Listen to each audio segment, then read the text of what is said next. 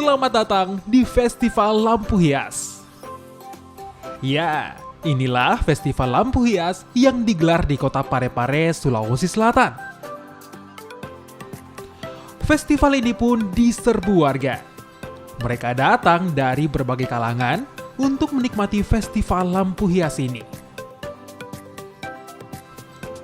Warga memang sudah lama merindukan festival ini. Pasalnya sejak pandemi COVID-19, festival ini tak bisa digelar. Mereka pun menggunakan kesempatan ini untuk berlibur sekaligus untuk berkumpul bersama keluarga. Ini dengan anak saya sendiri datang. Oke. Bu, yang di sini menariknya yang apa, Bu? Sini. Festival lampu. Festival lampu ya. Ya. Nah, itu kenapa, Bu? Karena di sini banyak spot-spot fotonya. Terus kayak yang baru ada kali ini di Parepare.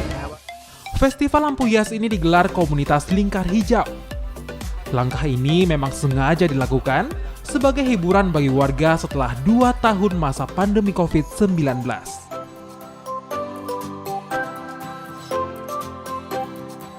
Sudin Samsyudin, Kompas TV, Parepare, Sulawesi Selatan.